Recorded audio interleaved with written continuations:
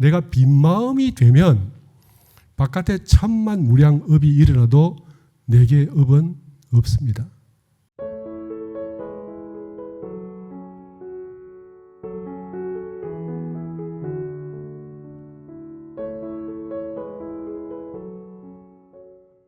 오늘 주제는 지난번에 좀 미진했던 마음, 빈 마음에 대해서 두 번째로 말씀을 드리겠습니다. 제가 욕심이 많아서 자꾸 하다 보면 다 설명하려고 하는데 혹시 제가 조금 이렇게 조금 건너뛰더라도 키포인트, 핵심을 받아들이시면 아마 되실 것 같아서 순서를 조금 어겨도 한번 해보겠습니다. 정산종사께서 원리편에서 우리의 성품은 본래 청정한 것이나 마음의 동정으로 인하여 무명이 발생한다 이렇게 하셨는데, 이 질문, 이 답이 나오시게 된 이유가 어떤 제자께서 무명이 발생하는 원리를 알고 싶나이다 이렇게 이제 질문하신 데서 이 답이 나오게 됐습니다. 마음이 정하면 청정하여 명랑하고 마음이 동하면 요란하여 무명이 발생하나니라 이렇게 말씀을 하셨죠. 나의 마음이 한 번도 청정해 본 적이 없는 것 같다. 많은 공부인들이 이렇게 말씀을 하십니다. 사실 그 청정한 마음, 진짜로 청정한 마음은 그 행복의 극치고 극락이 나타지게 되는데, 나는 생각해 보니까 그런 극락을 느낀 적이 없는 것 같아. 이렇게 말씀하시는 분들이 많이 계시죠. 그러니까 극락이 어떻게 생겼을까요? 여러분 잘 모르겠어요. 왜냐하면 나는 청정한 내 마음에 들어가 본 적이 없잖아요. 참 안타까운 이제 말씀입니다. 그런데 사실 청정한 마음이라는 것이 나는 청정한 마음을 읽어내지를 못한다의 문제가 있습니다. 우리는 마음이라는 걸 생각할 때 생각을 일으킨 것을 내 마음이라고 생각을 하고, 그 생각이 일어나면 반드시 그 생각은 어디를 따라 일어나냐면 경계를 따라 나타났단 말이에요. 우리 그 일상수행요법에 보면 원래 심지는 요란함이 없건만은 경계를 따라 있어지나니 이렇게 말씀을 하셨잖아요. 그러니까 내가 읽고 있는 마음은 항상 경계를 따라 일어난 그 마음만 읽고 있습니다. 그러니까 이 경계를 따라 있어진 마음은 반드시 경계 따라 일어났으니 요란함이 시작된 거죠. 사실 마음이 일어나지 않았다라는 말은 경계가 없었다는 말이고, 그러면 마음이 일어나지 않은 그 마음은 우리가 읽어내지를 못하고 있다. 그래서 이걸 읽어내기 위해서 선을 하고 고요를 찾아 들어가게 되는 것입니다. 마음이 청정하면 명랑하다 이렇게 명랑하다는 말이 그냥 이렇게 밝고 톡톡 튄다 이런 말이 아니라, 명이라는 말은 아주 밝다는 말이죠. 이 명랑이라는 말은 긍정적이고 행복한 느낌의 마음이 일어난 것을 명랑이라 그럽니다. 그런데 우리가 이 마음이 동하는 것은 왜 동하냐? 오늘 이것이 주제가 사실은 됩니다. 그런데 마음이 동하되 정한 가운데 동하면 동하여도 부동이라 이렇게 표현을 하셨거든요.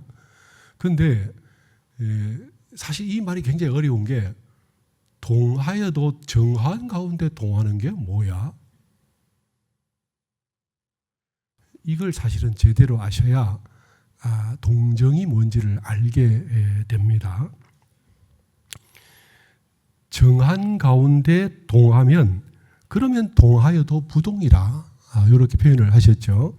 그래서 그대로 밝고 동하는 가운데 동하면 동하는 가운데 요란하게 동하면 무명이 생하여 어둡느니라 이렇게 말씀하셨죠. 근데 부처님께서 말씀하신 12연기를 보면 무명이 어떻게 되냐면 시작인데 12연기의 시작인데 무명, 행, 식 이렇게 돼 있어요. 무명이 행, 동하면 식, 곧바로 인식이 일어난다. 지각이 일어난다. 이렇게 되죠. 그러니까 12연기를 보면 무명이 먼저 발생해서 그래서 동한 가운데 그 동으로 인해서 식, 소위 그 중생의 분별 번뇌가 일어나게 되는 것이 순서다. 이렇게 말씀을 하셨잖아요. 그런데 이걸 깊이 생각을 해보면 사실은 이게 무명, 이때 부처님께서 말씀하신 무명이라는 것은요, 마치 우리가 병 속에다가 이렇게 제가 미숫가루를 가끔씩 먹는데 이렇게 그걸 다 못 먹고 놔두면 이게 쫙 가라앉아요. 그럼 이제 밑에 미숫가루가 쫙 가라앉아 있잖아요. 그리고 위에는 맑은 물이 있죠. 그럴 때에 제가 이걸 먹으려고 흔들어. 그러면 다시 이 미숫가루가 떠오르잖아요. 그러면 어떻게 되냐면 만약에 밑에 깔린 미숫가루가 없다면 흔들면 어떻게 해요? 그냥 말죠. 그런데 밑에 뭔가 있으니까 이게 흔드는 가운데 떠오르게 되잖아요. 이게 뭐냐면 우리가 사실 동해도 청정한 마음이면 동해도 동하는 바가 없다. 그러니까 무명이 발생하는 이유가 뭐냐면 업이 있어서 그렇구나. 쉽게 말하면요. 나는 어떤 사람은 좋고 어떤 사람은 싫어 라는 그 마음이 가만히 가라앉아 있어요. 정할 때는 몰라. 그런데 어떤 사람을 딱 봤을 때 그 사람을 따라 마음이 일어나는데 그때 즉시 뭐냐면 무명이 발생하게 돼요. 소위 무명이 발생함으로 식이 일어난단 말이죠. 그러니까 만약에 내가 어떤 사람 유형은 좋고 어떤 사람 유형은 싫다는 마음이 없으면 그 사람에게 마음을 일으켜도 그 사람의 시비가 없어요. 나는 정직한 사람을 좋아해. 부정직한 사람이 싫어. 나는 다른 사람에게 감각이 센스가 있는 사람이 좋아. 센스 없는 사람은 싫어. 이런 마음이 나도 모르는 가운데 바닥에 깔려 있다가 이게 사람을 만나면 그 사람이 어떤 유형의 소위 센스가 있다 없다를 따라서 확 내 마음속에 뭐가 일어나서 그 사람에 대한 시비가 생기게 되는 거죠. 그러니까 마음은 본래 청정한 것이나 경계를 따라 동해서 그 전에 있던 업식이 일어나면 그때 바로 무명이 발생해서 그 사람이 좋다 싫다가 되면 그로 인해서 업이 일어나서 그래서 즉시 죄를 짓게 됩니다. 중생은요 가슴 아프게도 좋아해도 죄업이고 싫어해도 죄업입니다. 이게 공자께서 너희들은 시비를 가릴 능력이 없다라고 말씀하셨어요. 중생은 시비를 가릴. 그래서 군자라야 능오인 능호인한다 이런 말씀이 있죠. 군자라야 사람을 좋아해도 그게 법에 맞고 싫어해도 법에 맞지. 중생은 좋아해도 틀리고 싫어해도 틀린다. 무명에 들어있는 사람은 사람을 판단할 능력도 좋아할 능력도 선업을 일으킬 능력이 없습니다. 참 미안하게도 실력이 없으면 어떤 짓을 해도 악업이 되는 거예요. 가슴 아프잖아요. 이게 그죠? 저 중생을 어떻게 해요? 나는 이렇게 복지었다라고 생각한 천만의 말씀 죄지은 거예요. 난 이렇게 죄지었다 싶으면 그게 죄인지 복인지 몰라. 그래서 이걸 똑같은 구조로 예수님께서 너네는 무엇을 두고 옳다 그러다 혹은 이렇게 하겠다 저렇게 하겠다 맹세하지 마라.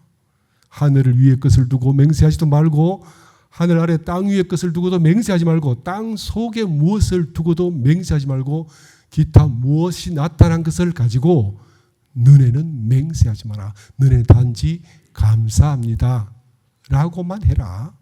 이게 딱 예수님 말씀이에요. 가슴 아프게도 이게 뭘 의미하냐면 우리는 미리 깔려있는 업으로 인해서 무명이 동하지 않을 수 없다. 이렇게 되는 겁니다. 그래서 보통 사람이 나를 좋아한다, 나를 싫어한다를 가지고 그걸 일희일비할 필요가 없다는 말이에요. 그래서 이 문제를 한번 풀어보려고 합니다. 자, 대종사님께서는 일심이 동하면 정의가 되고 소위 잡념이 동하면 불의가 되나니라 이렇게 말씀을 하셨죠. 여기서도 일심이 동하면 정의가 되고 요거는 소위 무명이 발생하지 않는 것입니다. 그러니까 일심이 동한다는 말은 마음이 청정해서 오롯한 한 마음이기 때문에 이 마음은 흔들려서 움직여도 거기서 업이 일어나지 않으므로 업이 일어나지 않으면 그러면 진리가 그대로 실현되기 때문에 그것이 그대로 정의가 됩니다. 그런데 잡념이 동하면 이라는 말이 잡념이 무슨 말이에요? 경계 따라 들어와서 내게 있던 그 숱한 시비곡식과 관련된 여러 가지 마음들이 다 잡념입니다. 그래서 잡념이 동하면 무조건 불의가 된다. 그래서 진리를 바로 알지 못하는 사람은 마음을 일으키는 대로 그것이 그대로 불의가 됩니다. 불의가 되면 마음을 많이 쓸수록 죄가 많아지게 되겠죠. 이게 쉬운 말인데 말로 따라오지 마시고 명쾌하게 들어오셔야 돼요. 자, 우리가 유리병 속에 들어있는 맑은 물은 아무리 흔들어도 탁해지질 않습니다. 이유가 뭡니까? 깔려있는 업이 없다 이 말이에요. 깔려있는 업이. 그래서 내가 맑은 마음에서는 어떤 사람을 만나도 그 사람에 대해서 시비, 이해, 분별이 일어나지 않아요. 그런데 내가 어떤 기준을 가지면 그때부터 사람들을 세상을 절반으로 나누게 됩니다. 그래서 설사 정의를 좋아하고 설사 선을 좋아하고 설사 자비의 마음이 있어도 그 마음에서부터 출발하면 우리는 반드시 무명이 발생하게 되어 있습니다.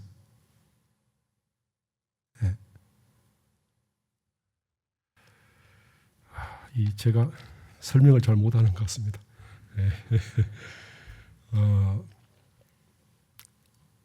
유리컵 속에 물을 아시겠죠? 우리가 가지고 있는 그러므로 내가 가지고 있는 기준을 너무 강조할 것이 없다 이 말이에요. 내가 생각하고 있는 정의가 그렇게 옳지 않아요. 그리고 그러면 동하여도 예를 들면 마음이 동하되 정한 가운데 동하면 자, 이 말이 어렵습니다. 정산정석에서 하신 말씀이 정한 가운데 동하는 건 뭐고 동한 가운데 동하는 건 뭐냐? 이 차이죠. 자, 정한 가운데 동한다는 말은요. 우리가 눈앞에 나타난 모든 경계는 뭐에서 비롯됐어요? 인과로부터 비롯된 거죠. 그죠? 이 세상에는 모든 사물들이 우리는 어리석은 중생은 유무로 보지만 모든 것은 그것이 그 자리에 있게 된 원인이 있단 말이에요. 저 사람이 못됐고 이기적이면 그 사람이 이기적인 원인이 있단 말이에요. 왜 이기적이 됐나? 네. 어릴 때 자기 몫이 정당하게 주어지지 않는 경험을 자꾸 하다 보니까 나도 일단 내 것부터 챙기고 보자라고 그렇게 자랐겠죠. 부모가 소위 아이를 위해서 모든 걸 주고 어떤 것을 해도 항상 네 몫이 있다라고 하면 이런 아이는 나중에 커서 내 몫을 악착같이 챙기지 않습니다. 그런데 어떻게 하다 보면 내 몫이 없어버렸어. 어떻게 하면 내 몫이 없었어. 그러면 이 아이는 항상 내 몫부터 먼저 생각을 하게 되는 거죠. 그런데 학교에 갔는데 여차하면 내 몫이 없어져. 혹은 친구들과 노는데 여차하면 내 몫이 없어져. 이런 경험이 쌓이면 이 사람은 죽었다 깨나도 무조건 이기적인 사람으로 바뀔 수밖에 없게 되는 거죠. 어떤 사람이 무엇을 가지고 장난을 치고 어떤 것을 가지고 뭔가 이렇게 편법을 쓰고 그런데 자꾸 노출되면 이 사람은 본래 심성은 청정하나 경험으로 인해서 그 업으로 인해서 이제부터는 내 것도 먼저 챙겨야 되겠어. 자, 내 것을 먼저 챙길 때는요. 어떤 마음이냐? 마음에서 출발한 게 아니고 이렇게 하니까 내 거 없어졌는데 또 없어질지 몰라 라는 마음에서 시작하는 거예요. 그러니까 업에서 출발해서 업이 생기는 거죠. 그렇죠? 청정한 마음에서는 업이 생기지 않습니다. 네. 저 사람이 이기적이다 그러면 반드시 그런 데 이유가 있고 저 사람이 까칠하다 그러면 반드시 그 이유가 있고 저 사람이 삐딱하다 그러면 반드시 이유가 있고 저 사람이 독선적이다 그러면 반드시 거기에 따른 이유가 있어요. 우리가 가지고 있는 인성의 모든 영역에서 저 사람만의 특성이야 그런 건 없습니다. 그래서 법이라 그래요. 그래서 이게 뭐냐면 인과거든요. 인과는 법이잖아요. 인과법이잖아요. 인과법이니까 그 사람 개인만의 속성은 아니죠. 우리가 빈 마음을 자꾸 가져야 되는 이유가 뭐냐? 우리는 근본적으로 업에서 출발하려는 속성이 있어요. 이게 그게 중생심의 근본적인 문제입니다. 그래서 제가 여기다 적어놨는데 마음이라는 것은 업에서부터 출발하려는 속성이 있다. 저 사람이 나한테 한번 해코지를 하면 다음을 딱 보자마자 저 사람을 인과에서 출발하는 게 아니라 업에서 출발해요. 저 사람 그때 그랬었잖아. 그러니까 내가 이렇게 해야지 라는 마음이 일어나지 청정한 마음에서 출발하지 않습니다. 이게 중생심의 핵심이죠. 그렇지 않나요? 만약에 어떤 사람을 만난 저 사람이 그 전에 내 것을 싹 뺏어갔었어요. 그럼 딱 보자마자 우리가 뭐가 떠올라요? 아, 저놈 내 것 뺏어간 놈이지. 여기서부터 출발하잖아요. 이게 뭐냐면 우리는 중생이 업에 딱 걸려서 우리는 부처가 될 수 없는 근본적인 미혹이 일어납니다. 요걸 우리가 뭐라 그래요? 그걸 무명이라 그래요. 네. 자, 내가 부처가 되려면 부처의 혈통을 받아야죠. 그죠? 이 왕대밭에 왕대난다. 그 왕대밭에 왜 왕대가 납니까? 왕대의 DNA를 받았기 때문에 왕대가 되는 거죠. 내가 업의 DNA를 가지고 시작하는데 혹 부처가 될 수도 있나요? 저 사람이 나한테 볼 때마다 해코지를 하는데 나도 저 사람 해코지를 해야 되겠다라고 생각하는 마음으로 나는 그 사람을 넘어설 수 있을까요? 절대로 넘어설 수 없습니다. 대종사님께서 그래서 네가 갚을 차례에 쉬어버려라. 네가 갚을 차례에 참아버려라. 그러면 그 업을 벗어나는 거죠. 그 어떻게 참습니까? 업을 보고 참을 수 있나요? 예를 들면 거짓말을 하는 사람이 있다 칩시다. 그럼 그 사람이 나한테만 거짓말 할까요? 다 바른 말 하다가 딱 나만 보면 기다리고 참았다가 너 만났군. 내가 지금부터 거짓말 할 거야. 이렇게 될 리가 없죠. 그 사람은 당하는 곳마다 자기가 조금 불리하거나 조금 상황이 고이면 바로 거짓말이 나오게 되는 그 습이 있는 사람이 여기저기 아무데나 거짓말 되는 대로 함부로 말하고 이렇게 하는 거지, 나만 보고 거짓말 할 리는 없잖아요. 그 이유가 뭐냐? 그 사람 업이 그렇죠. 그런데 나는 어때요? 나한테 한 거짓말 때문에 나도 니한테 거짓말 할 거야. 이거 어떻게 됩니까? 이렇게 하면 멀쩡하고 훌륭한 인품이 갑자기 그 사람을 만나서 나는 거짓말쟁이로 이제 한 발 한 발 나아가기 시작하죠. 저 사람이 나한테 인색하면 나도 저 사람에게 인색할 거야 라고 해서 참 여유롭고 좋았던 사람이 한 발 한 발 인색함으로 나아가서 드디어 내가 그 사람에게만 인색할까요? 그 사람과 처음에는 유사한 사람들에게 인색할 겁니다. 그리고 구체적으로 내게 해를 끼친 사람에게만 인색하겠죠. 그러나 이제 비슷한 사람, 비스무리한 사람들을 만날 때마다 나도 인색하고, 이제는 어때요?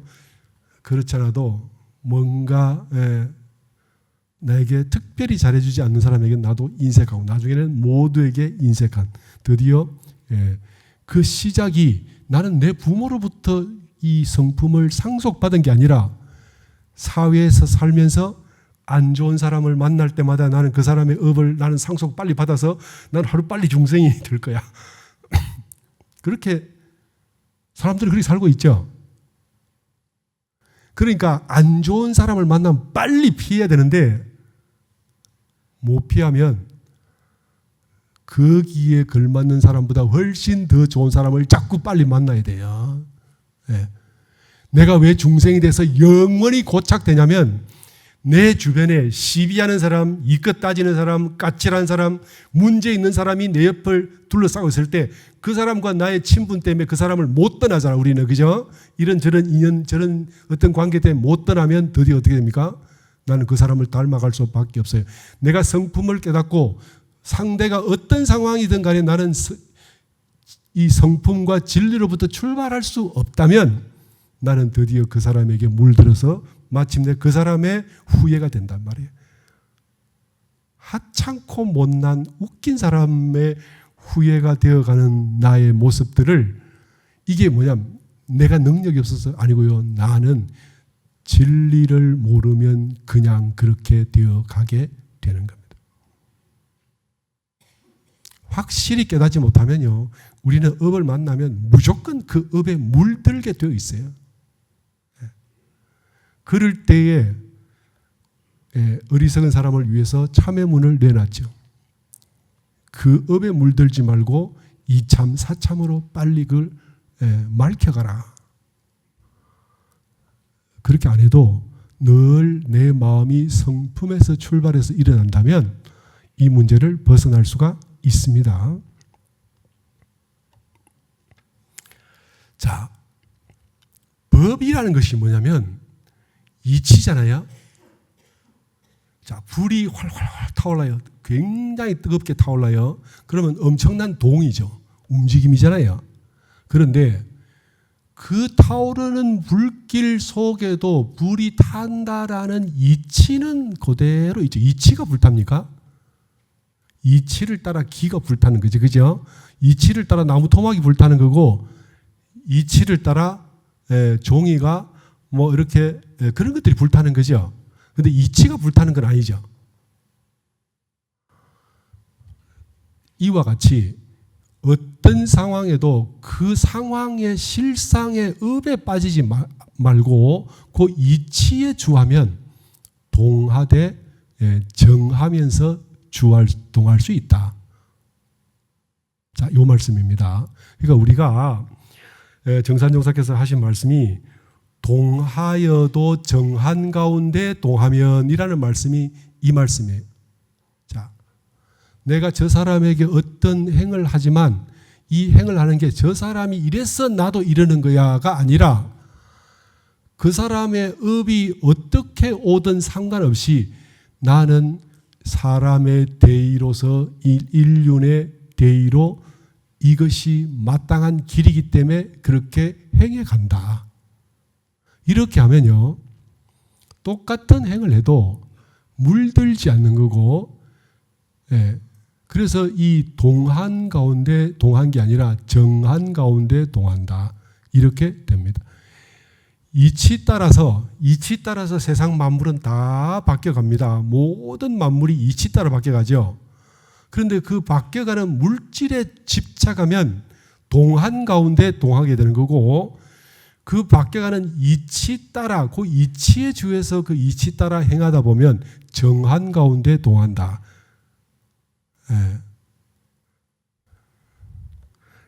눈빛이 집중이 돼 있으시긴 한데 공감의 행복이 안 보이십니다. 공감의 행복이 보이셔야 이게 알아지시는 건데,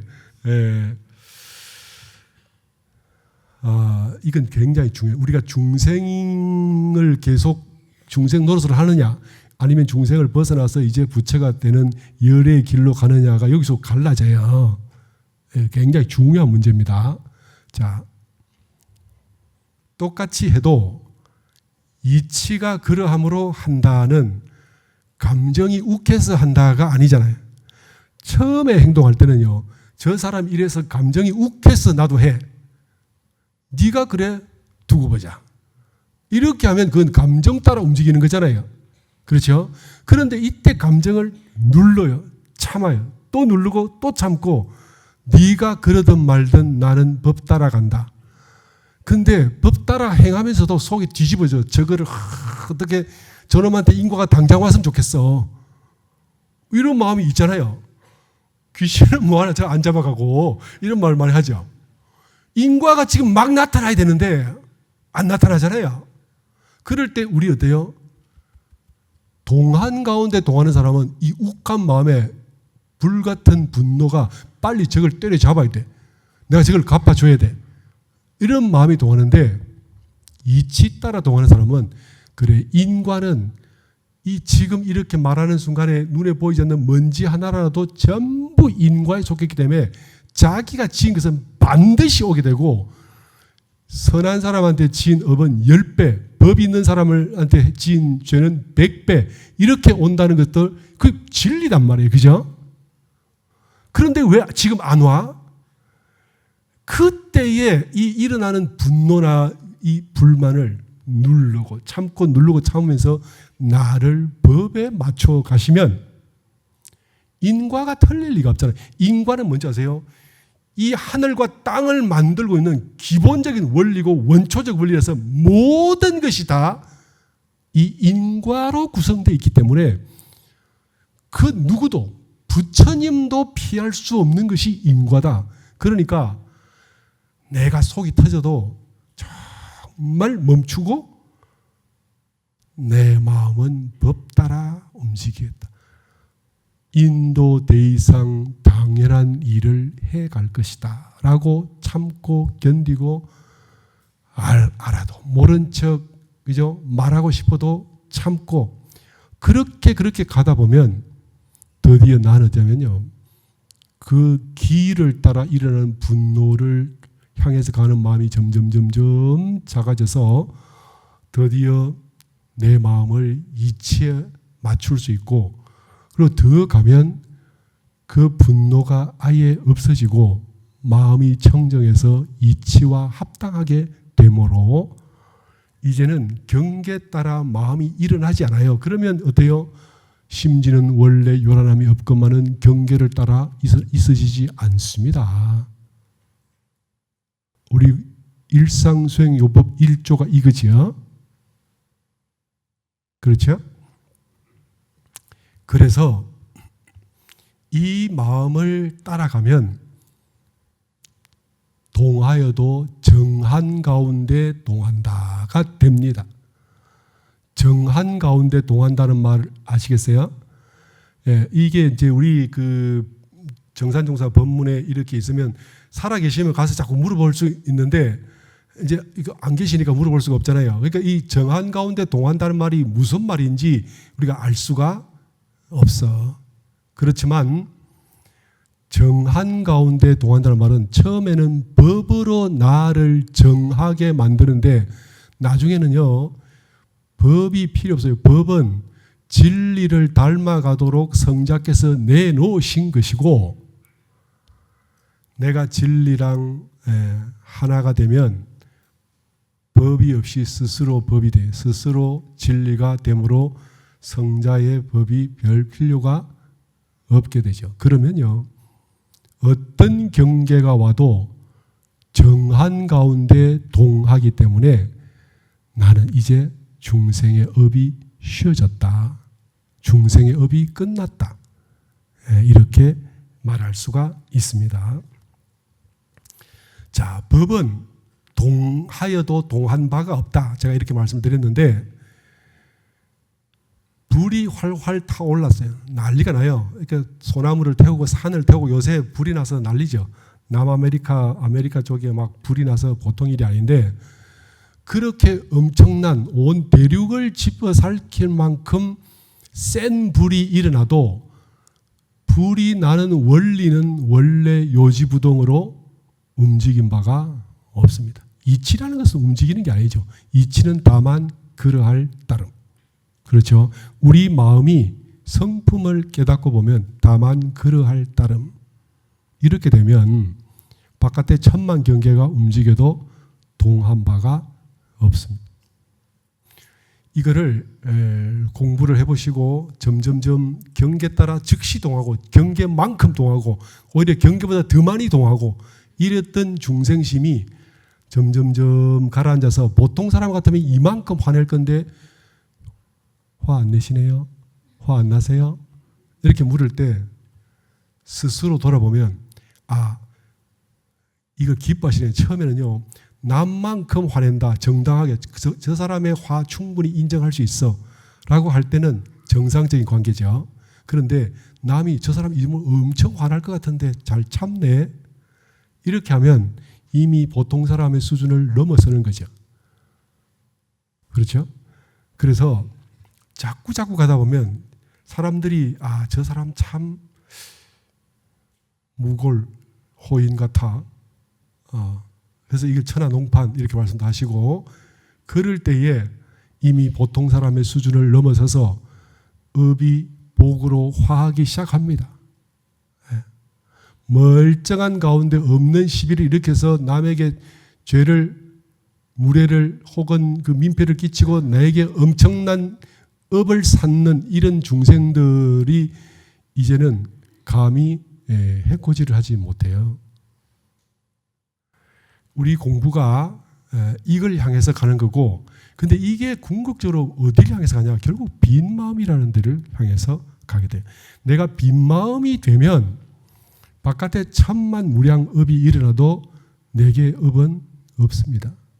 보통 마음이 일어날 때 두 가지로 일어나는데 하나는 밖으로, 하나는 안으로.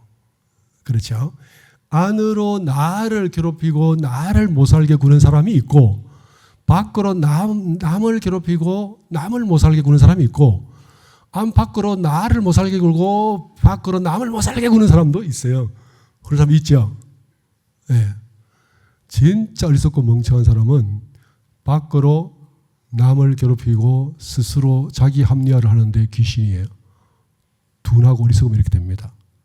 좀 똑똑해지면 자기를 괴롭혀요. 혹시 주변에 많이 보셨죠? 얼치기 똑똑한 사람이 항상 자기를 괴롭힌다고. 그죠? 공부를 좀 많이 한 사람은 남을 안 괴롭히는데 자기를 계속 괴롭혀요. 그렇죠? 네, 주변에 그런 사람 많이 있잖아요. 근데 자기를 괴롭히고 남을 안 괴롭히는 사람들이 어떠냐면 공부가 상당히 된 사람이에요. 그러나 고통은 피할 수가 없죠. 그렇지 않습니까? 다른 사람을 괴롭히는 사람은 그 사람이 가만히 있냐? 가만히 있지 않죠. 자꾸 괴롭히는데 그 사람이 참으면 주변 사람들이 그 사람을 이상하게 해서 스스로 제재하지 않으면 사람들이 제재를 하게 되고 드디어 천지가 제재를 하게 되면 천지가 제재를 하면요 사람 몸 못 받습니다. 무섭죠? 이거 무서운 일. 별로 안 무서운가 보네. 이게 진짜 무서운 일이에요. 사람 몸을 못 받게 되면 이제 어느 세월에 행복을 향해서 나아가겠어요? 이 사람은 경계에 끄달려서 다른 사람의 결정하는 마음의 의지에서 전적으로 내 운명이 결정되는 그 슬프고 고통스러운 삶을 여러 수백 수천 수만 생을 하게 된단 말이에요. 이게 얼마나 무섭냐고. 그러니까 남 괴롭히는 일이 업을 가져오는데 이게 어마무시한 일입니다. 네. 그래서 사람이 스스로 자기가 남을 괴롭히니 이더라도 빨리 참여하고 자기를 돌아보게 되는 게, 사람이 이게 짐승하고는 다르게 진급이 빠르잖아요. 이유가 뭐냐면 자기를 돌아보면서 스스로를 고치기 때문입니다. 그죠? 바깥에를 고쳐서 내가 진급이 되겠어요? 스스로를 고쳐야 진급이 되죠. 바깥에 아무리 화려하게 남에게 이런 말 저런 말 해서 나를 포장한다고 내가 진급이 되나요? 1도 진급이 안 됩니다. 내 진급은 한 마음이라도 나를 돌이키는 데서 진급이 일어나는 거지. 진급이 안 됐는데 지금보다 다음 생이 더 좋을 거라고 생각하시나요? 그런 일이 있을 수 있나요? 절대로 없단 말이에요. 그죠? 사람이 마음 공부를 해야 되는 이유가 뭐냐? 한때라도 나를 돌아봄으로써 내가 스스로 나를 조금씩 한 번이라도 바꾸는 데서 진급이 일어나고, 이 진급이 나지 않으면 나는 다음 생이 더 험하게 될 수밖에 없죠. 얼마나 무서운 일입니까? 그런데 왜 내가 마음 공부를 안 해요? 그거 있을 수 없잖아요. 남에게 은혜를 베풀면 저 사람이 내게 선으로 다가오고, 선으로 다가오면 내 속에서 감사심이 일어나죠. 그러면 그 진급이 되는 거잖아요. 그런데 남에게 은혜를 아무리 베풀어도 그게 은혜로 다가왔을 때 스스로 돌아보는 마음이 없이는 그냥 은혜를 잠시 받을 뿐 진급은 일어나지 않습니다. 그래서 제 아무리 착하고 제 아무리 복을 많이 지어도 안으로 나를 돌아보는 마음이 있어야 소위 진급의 메커니즘이 시작된단 말이죠.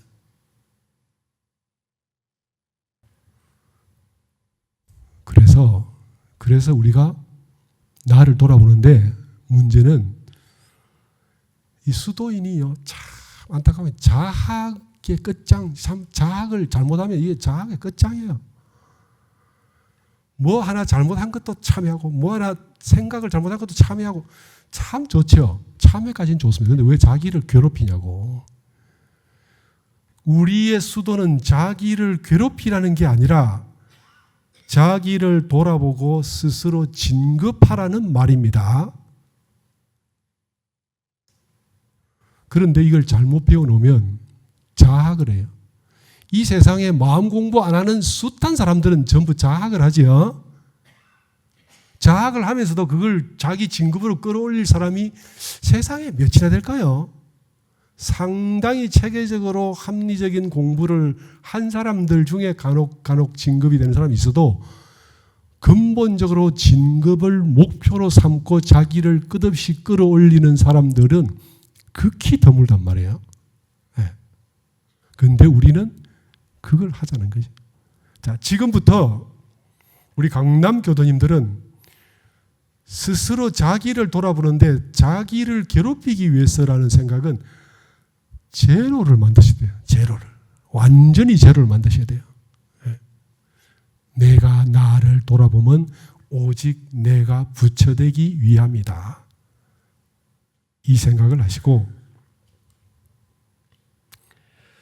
그런데 내가 나를 돌아보는 순간에 갑자기 답답해져요.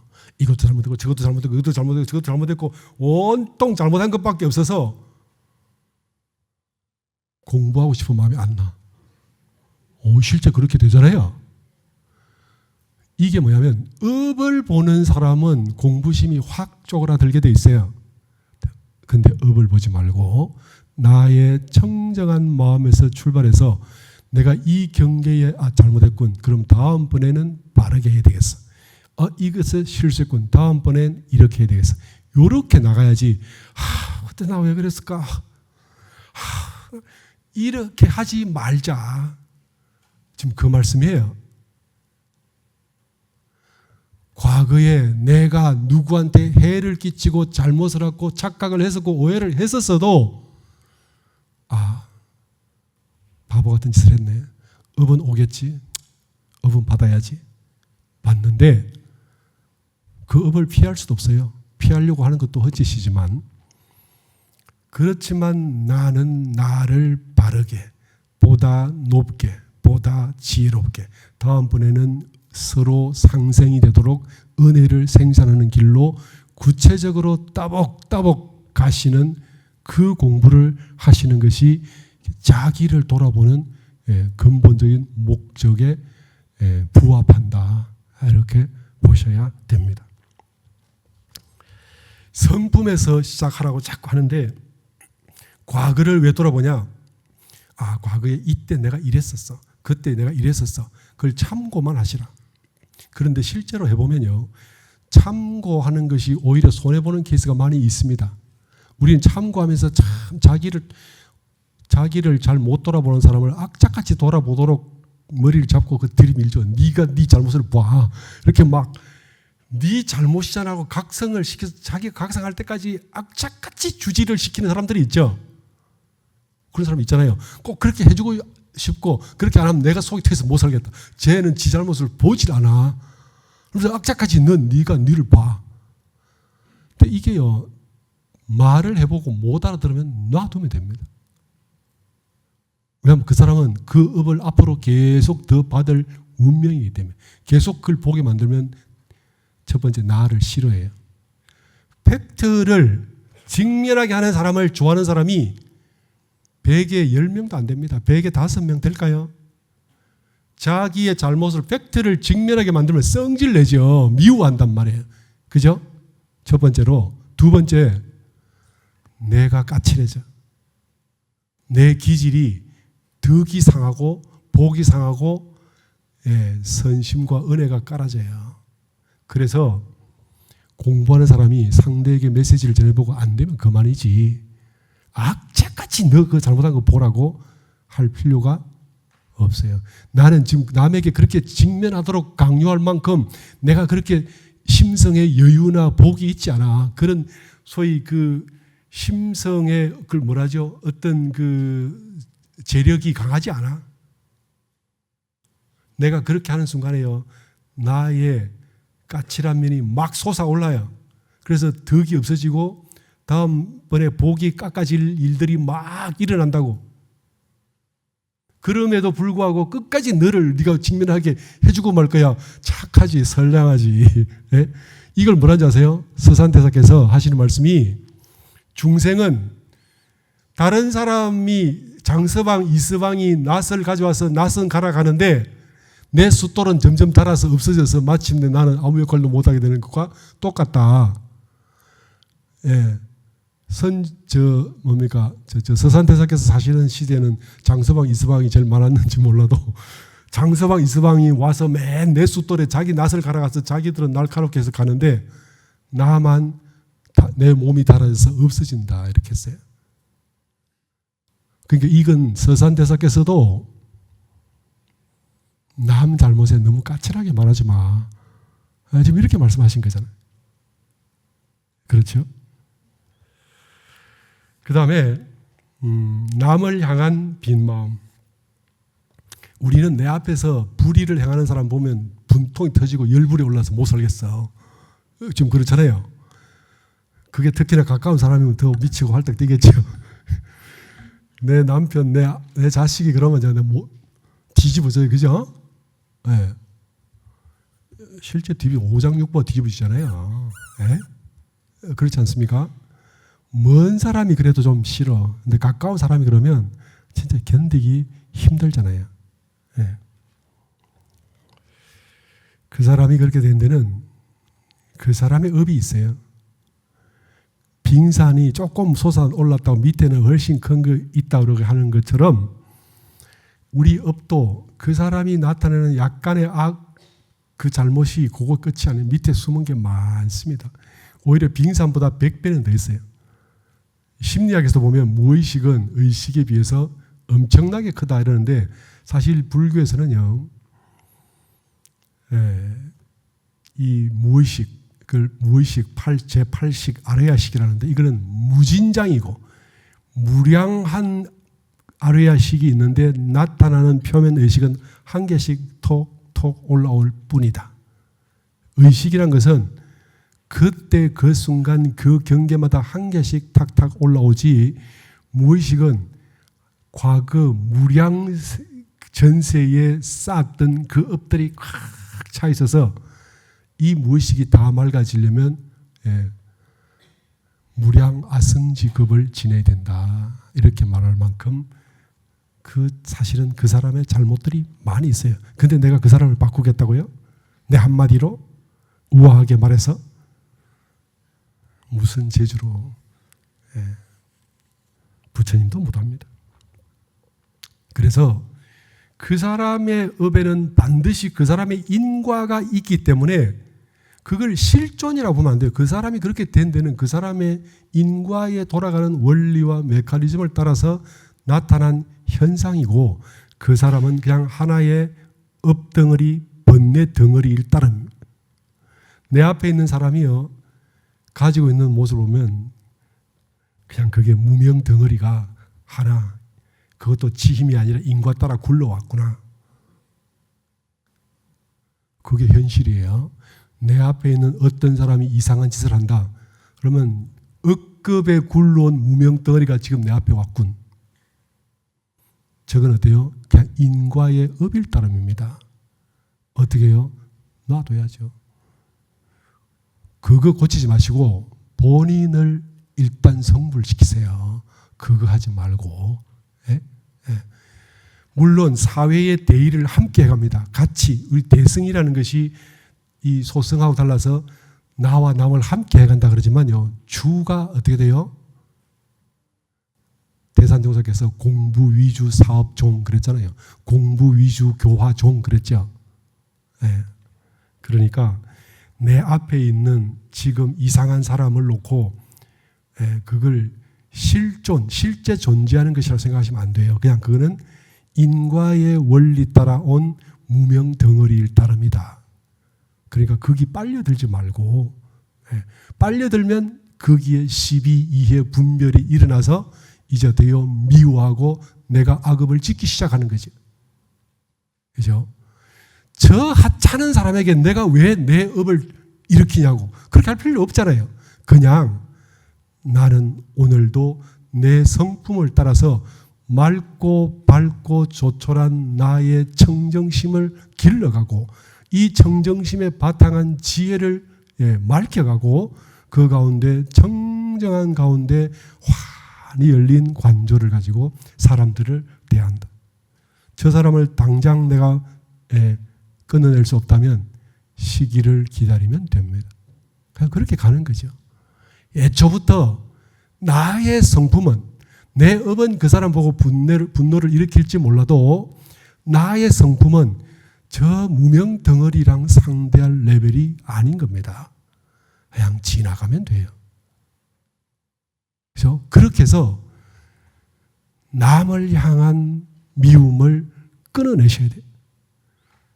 그러면 빈 마음이 되죠. 안으로 나의 업을 보지 않고 밖으로 다른 사람의 업을 보지 않으면 우리는 저절로 빈 마음이 되고, 이 빈 마음을 하루, 이틀, 3일 쌓아가면 꼭 그만큼 우리는 한 걸음 한 걸음 불지를 향해서 가게 되는 것입니다. 제가 너무 쉬운 걸 어렵게 말씀드려서 죄송한데, 원불교 공부법이 이거다.